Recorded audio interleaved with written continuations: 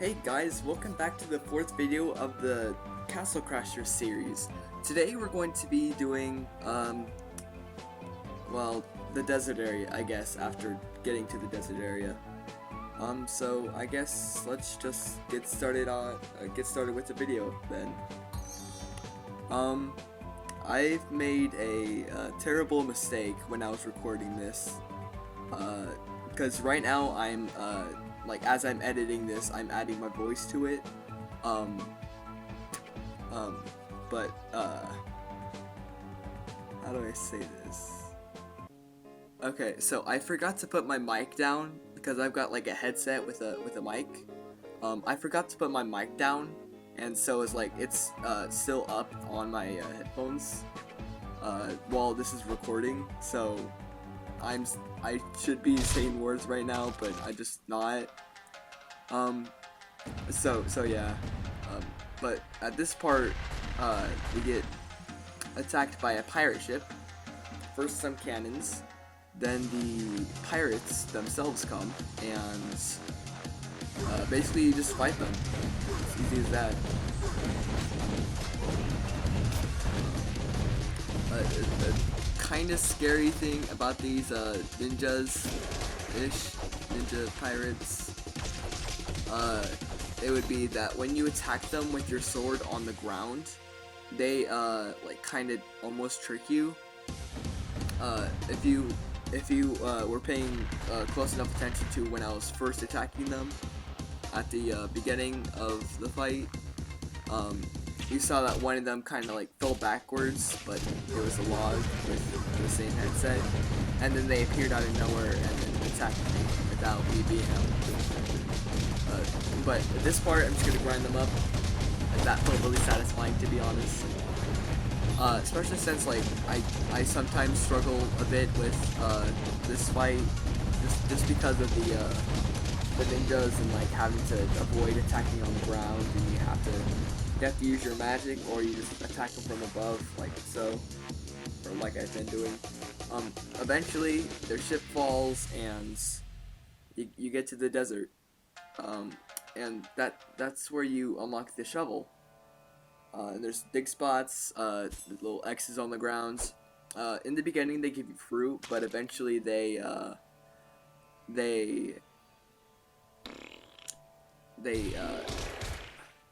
I'm trying to find the words, and it's stuck in it's on the tip of my tongue. Okay. Right there we just got, nibbled on the head by an antlion. But, they give you gold later on. I don't know why it took me so long to say that. But, yeah, in this level, there's like these little holes where you find antlions. They look like that, and I just got hit with poison. And then I get hit by a scorpion right afterward. I thought I was gonna just jump over it, but I didn't. My magic isn't the strongest, but I like to use it just because it's far away. At this part, I decided to use my sword, and I successfully didn't get nibbled on the head there. But yeah, over here there's a cutscene where we see a big bug, and it goes into the sand and just kind of swims around, I guess. But we leveled up there, and those guys can be pretty easy. When I was recording, I thought I was able to kill them within one cycle so that they wouldn't go back to the sand. I was wrong, and for some reason I didn't believe it. I thought, like, oh yeah, if I didn't get hit, I would have been able to kill them. That wasn't the case, but that was what I was thinking, at least. So I take care of them like that, and just move on ahead, I guess, and find another antlion. And then I hit a scorpion by accident, and then I get hit by one.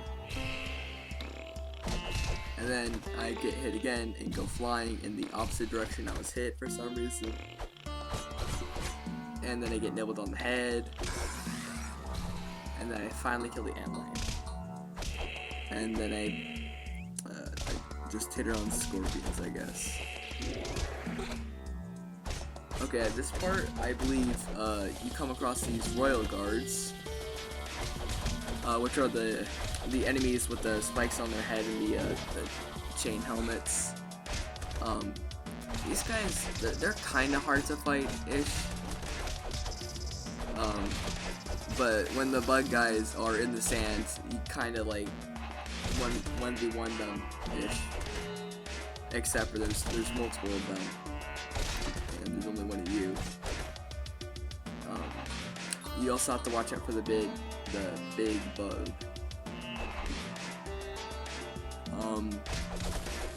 Yeah, so at this part, it's just another fight, but with an extra royal guard. I'm not sure why they're called royal guards, because there's no king in the sand area. I used my magic there just so I wouldn't be stun locked like I am doing right now. Okay, but eventually I killed the bug. I don't know if it has a name or not. And by that I mean like if the game calls it something or if it's just a bug. The point is though, they're basically, it's basically just the same fight over and over. I'm gonna try and make it interesting with talking. So I think, okay, yeah, this part, if you want to look at the background, you see that there's like a pyramid, and then later on you'll see an alien ship drop the tip of the pyramid back down, like it's doing right now, and pay no attention to me being obliterated.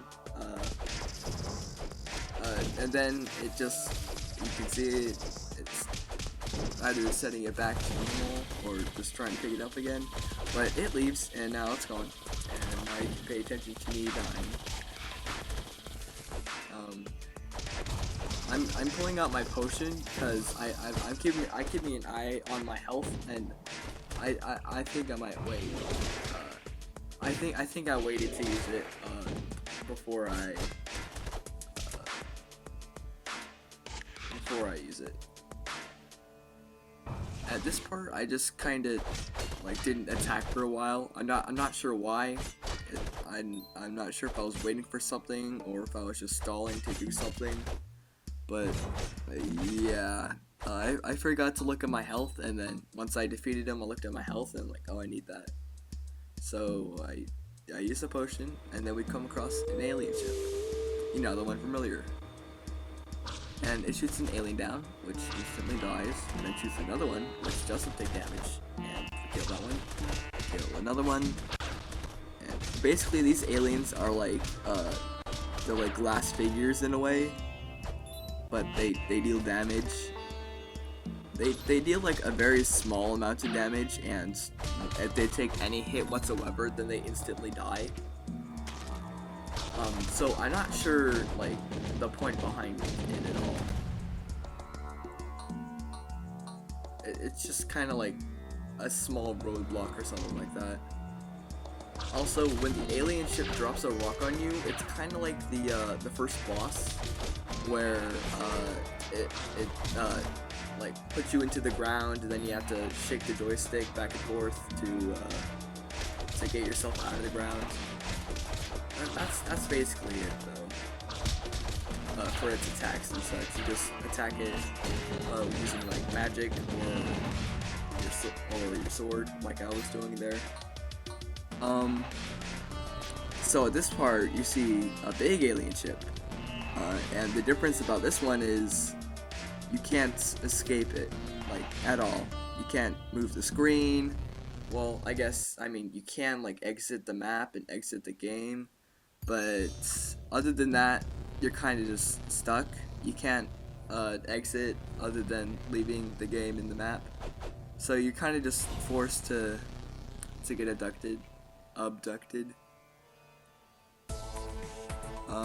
So then you're put in this like laser cage, and you can use your magic or your arrows to break that pillar.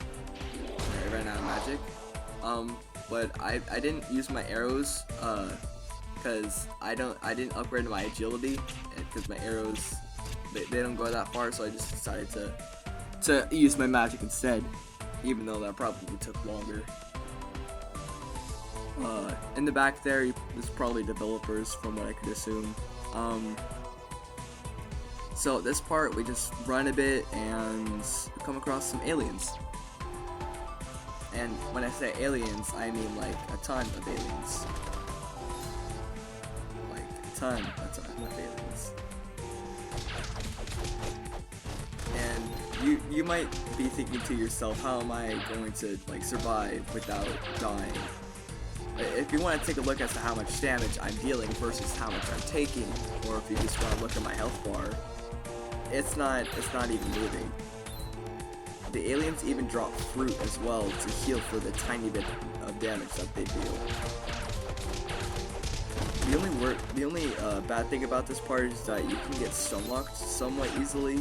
It's not as easy to get stun locked by the aliens, but it's possible since there's like a ton of them.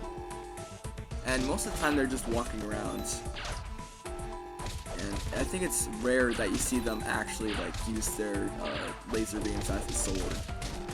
Because I believe the game actually uses it as a sword, and I think it's just their magic using it as a laser. But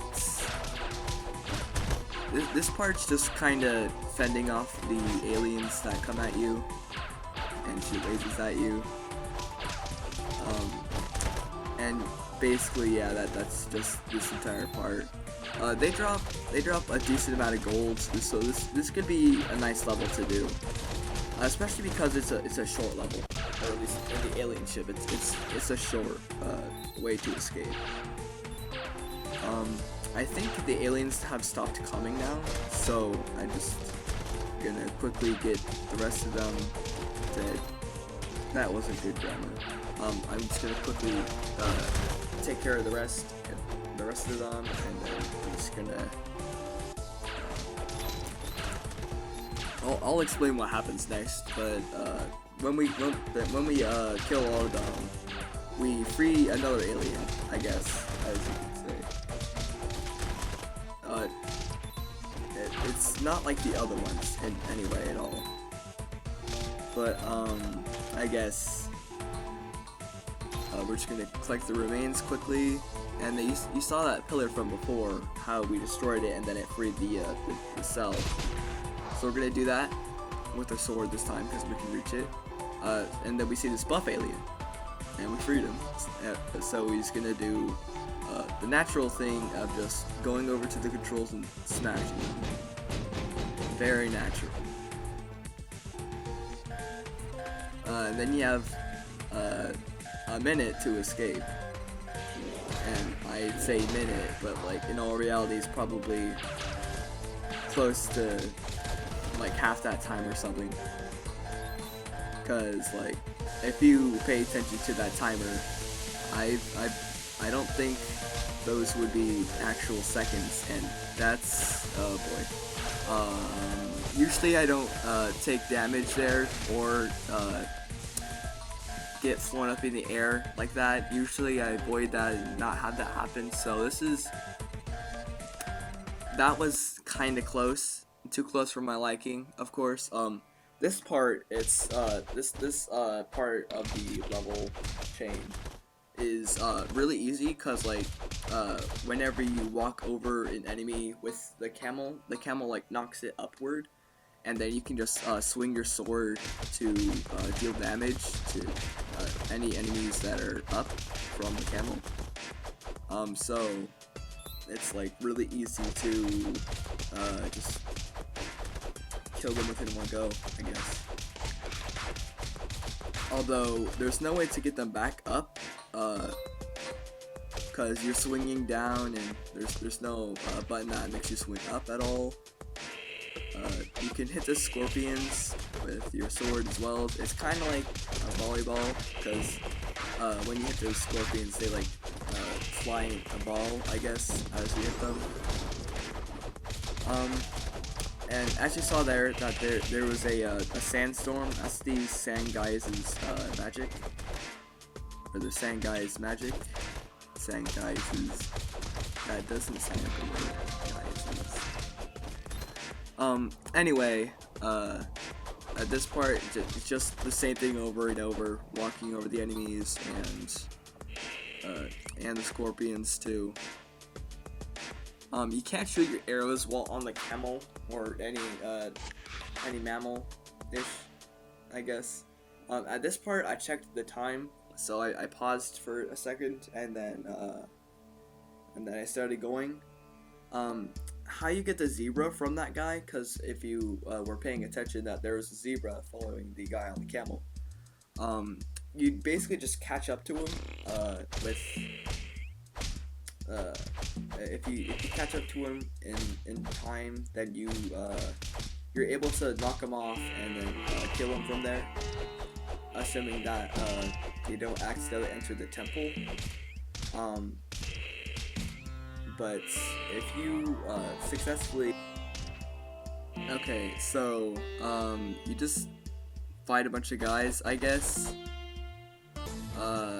But it's there's a couple buff guys and other enemies as well. Specifically 2 big buff guys who are both royal guards, but buff. One of them's like slower than the other for some reason I don't understand. But the point is, these guys deal a lot of damage, and so I'm gonna just be focusing on them for a little while. But you just kind of knock them down, I guess. That's what I did before getting smashed. And then I luckily used my shield too, because that would hurt a lot, and then I get smashed again. I feel like I should be more careful with what I'm doing. But I don't choose to be careful, I choose to be careless. But I do care about getting thrown and smashed. So that's basically what I'm doing here.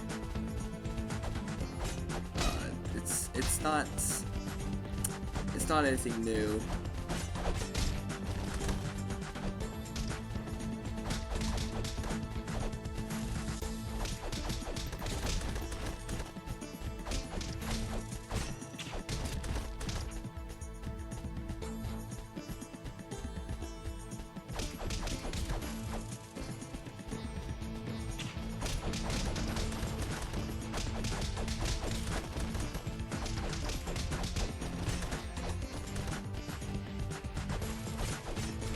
Other than chopping a buff guy's head off. That's new. Usually it's just them falling over and dying. And that time it was chopping his head off. I don't think that happens very often, because you normally don't stand and swing your sword, which is how you can chop their head off if you kill them that way. But if you were to like jump up and swing your sword, it wouldn't chop their head off. It would just deal damage to them. At this part, these enemies are going to like use their sandstorm way more often than before. Like they'll use it for a few seconds and then they'll wait a few seconds more. You can cancel their sandstorm magic by like using your own magic, or if you can just hit them with your sword, whether that be in the air or on the ground. As long as you hit them, then you're able to cancel their sandstorm. The problem with using magic is, despite having a nice range, you have to like get it straight on. Unless you're using the Red Knight's magic, where it's consistent, it's like consistently there and dealing damage.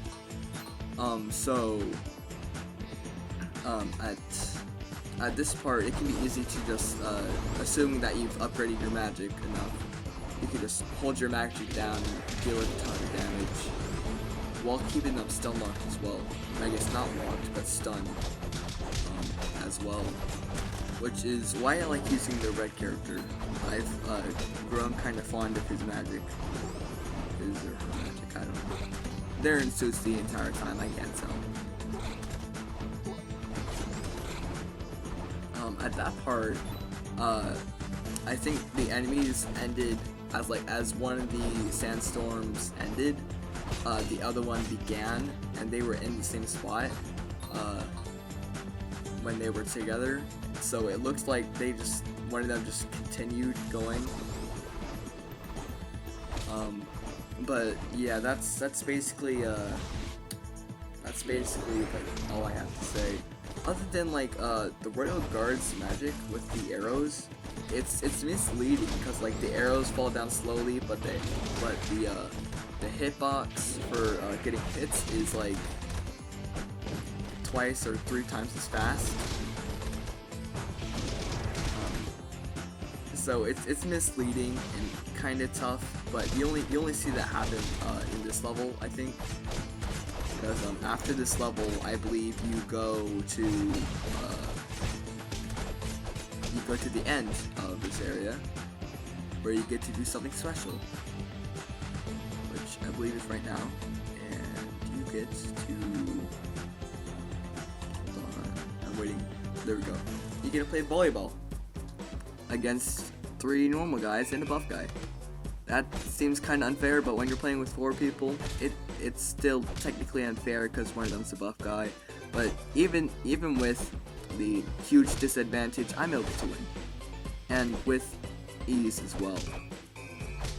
Mainly because I can hit like past my barrier and still technically hit the ball, and if it hits the ground from there, it's counted as mine because I hit it. But depth perception. I can't say that word. Depth perception. Either way,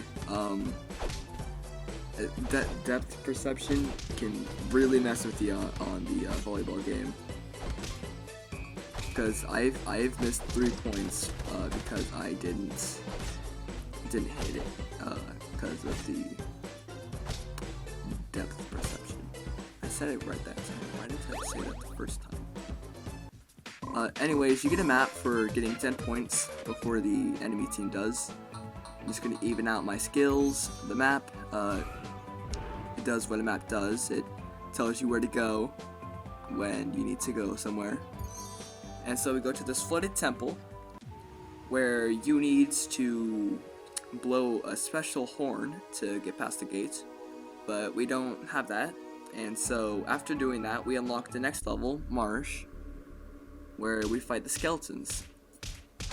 And I say these skeletons because these are probably the same skeletons as before, like in the lava area. These might be harder, they might have more health or more defense or just deal more damage in general. But these might be the same skeletons as before. But I think they have more defense and more health and deal more damage. Because this is like a way later stage in the game than before. So this part, it's just fighting a bunch of skeletons really. It's nothing big. So it's just dealing enough damage to kill each skeleton. At least there's some peasants to help you. And I say peasants as in like in a kingdom peasants, not like peasants as in slaves. Because I'm pretty sure the knights don't have slaves. I'm pretty sure. If you dig here in that spot, you get a pet that's that like eats items without actually eating them. At this part, you get 8 skeletons, and then half of them are buffed. So I mean, that's a lot of fun. I mean, if you wanted to just quickly take a look at my health bar, it's now like less than a quarter left, when before it was like practically full. So this level's, this part specifically is fun, but These skeletons don't have a lot of defense compared to in the previous level, the sandcastle. So they just take more damage, but they seem to like deal more damage, I think. Yeah, they're dealing like 32, 39. And that's like the normal ones dealing 32, which is way more damage I was taking before. So these skeletons deal more damage, but take more damage. And you want to be careful of the buff ones too, because their attacks aren't necessarily quick. I mean, they can be kind of quick because they've got like the kicking and the uppercuts. But then they've got ones where they like grab you and throw you, and just ones like that. But it's kind of slow. But they deal more damage just in general, regardless of what attack. These green guys here, they deal more damage than the skeletons, and they might have more health. And I think they have probably the same defense. I'm finding myself now talking about defense and strength and health, but those are basically like the main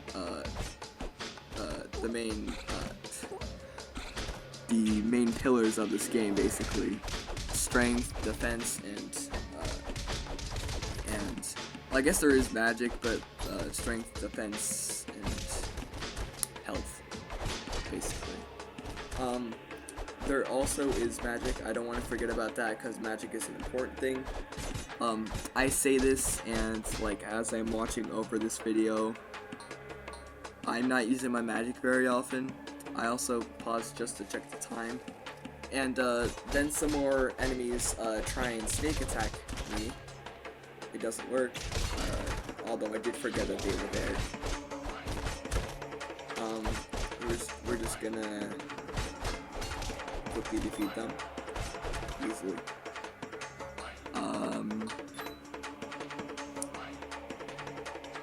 I don't know. Okay, right. I forgot if this was the end of the level or if there was something next. But yeah, you get to fight this the bush monster from before, like in the beginning of the game. And it was a kind of tough boss. It can be a kind of tough one for new players, but in terms of like if I would consider it a boss, definitely not. It's literally considered an enemy right now. There's no boss bar. There's no chest that drops on it. I would not consider it a boss.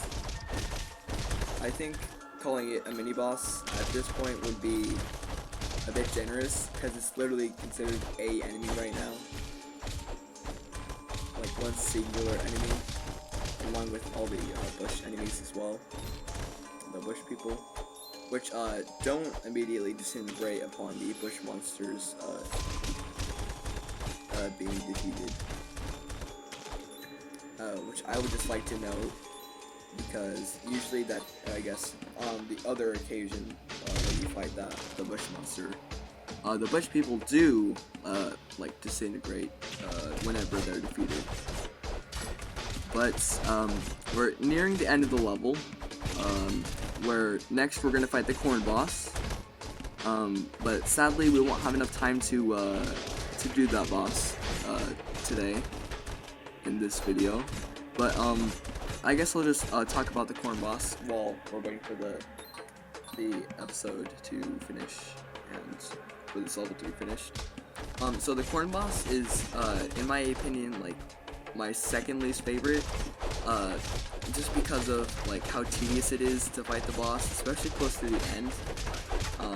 New players will for sure, like no doubt, struggle with this boss because of how hard it is to hit the boss at the end of the boss. At least at this part, there's more peasants to help you. And one of them's wearing armor, and one of them's buff, and one of them's just a normal one. So the buff one's gonna follow you a bit, and the other two are as well. The buff one's going to stop at the end, like it's gonna stop following you. The other two are gonna follow you into the corn boss actually. But we're not going to be doing the corn boss today, even though it'd be nice to get it out of the way. Although, it is something to look forward to next time. So, you walk into this corn patch, and once you get past the corn patch, I was going to exit, but I wanted to make sure that was actually, like, considered in the level, so I didn't lose my progress. In that part, there's 2 peasants waiting for you. We're level 20 now, and I upgraded my magic just so it could be stronger. And so I paused to check the time here, and that's basically just how I know whether or not it's time to end the video. But we're going over here just to check, I guess not to check, but to get the next weapon. Over here, I thought I passed it, so I go back a bit. Then I realized that those were 15 levels, so then I go over here. This sword right here, level 20 in required level, plus 7 to defense and plus 2 to magic. I like this sword a lot just because of the defense bonus and the slight magic bonus, because magic's pretty nice. But that's gonna end it for this video, so thank you guys so much, and I will see you guys next Monday.